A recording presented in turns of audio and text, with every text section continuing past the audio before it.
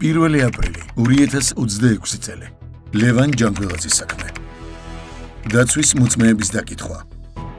ამ საქმისთვის, რომელსაც ჩვენ ვიხილავთ, რომელიც ორგანიზებას ეხება, ცალსახად დაადასტურა, რომ მიქაძეებთან დაკავშირებით მიქაძეებს არავითარი შეხება არ აქვს არც ინფორმაციის მიწოდებასთან, არც თანხის შეპირებასთან, არც არჩევნებს. საერთოდ არ ვიცნობ და არ მქონია შეხება, მაგრამ ამაზე უფრო ამ საქმესთან მიმართებაში რაფერია გასაგები, მაგრამ ამასთან ერთად მან თქვა იმ მოტივებზე, რომლის გამოც კვლელობა ჩაიდინა და ყველაზე უცნაური ისაა, რომ მან დაასახელა ადამიანი, რომელმაც შეატყობინა კვლელობის დღეს ჩამოსვლა. მან დაასახელა ქალი, რომელთანაც რჩებოდა კონკრეტულ ლოკაციებში და მის საქმეში, როგორც ჩემთვის ცნობილი, არც ერთი ეს ადამიანი არც მოძებნილი, არც იდენტიფიცირებული და არც გამოკითხული არ არის და ეს ცალკე ეჭვს ბადებს კიდე რომ რატო არ არის ეს ხალხი გამოკითხული, რატო არ არის გადამოწმებული უძილაური ჩვენების სარწმუნოება იქ, სადაც ამის ადგილი იყო და ამ დროს უძილაური მოდის ჩვენთან პროცესზე და აქ არკვევენ მისი ჩვენებების სანდოობას.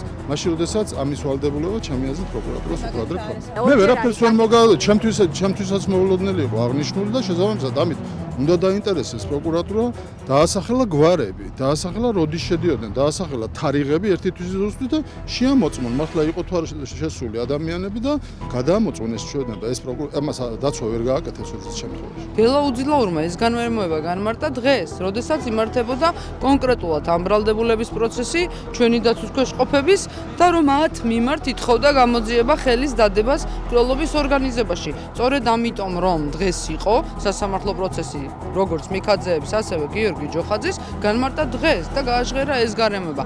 გარდა ამისა, ბრალდების ხარეს აქამდე ქონდა ყოველთვის არგუმენტად ის რომ გელა უძილაურს სანამ მიესჯებოდა, მანამდე თვლიდა ბრალდების ხარე, რომ გელა უძილაური აუცილებლად ალაპარაკდებოდა. დღესდღეობით გელა უძილაურს აქვს მისჯილი უბადო თავისუფლების აღკვეთა, ასევე როგორც ჩვენთვის ცნობილია სააპელაციო სასამართლოშიც საქმე დასრულებულია და უბადო თავისუფლების აღკვეთა დარჩა ძალაში. გელა უძილაურს საქმე რომ დასრულდებოდა, ბრალდების ხარე იმედოვნებდა, რომ გელა უძილაური აუცილებლად დაადებდა ხელს ამ კონკრეტულ პირებს.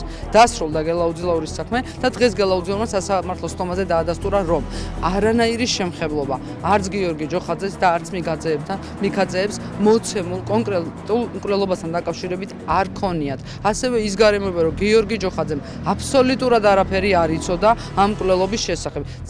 ძალიან ხანგრძლივად ისაუბრა თუ რა პირადი ანგარიშსწორება ქონდათ ერთმანეთთან მას და ლევან ჯანგველაძეს. რამდენად გაიზიარებს ამას სასამართლო, მე ვერ გეტყვით, თუმცა გელა უძილაური არის დღესდღეობით იყო მოცემულ სასამართლო პროცესზე და ისევე როგორც ყველა მოწმემ დაადასტურა ის გარემოება, რომ კონკრეტულად გიორგი ჯოხაძეს არანაირი შემხებლობა ამ ფაქტთან დაკავშირებით არ ქონია, დღეს ასევე დააგვირგვინა გელა უძილაურმა.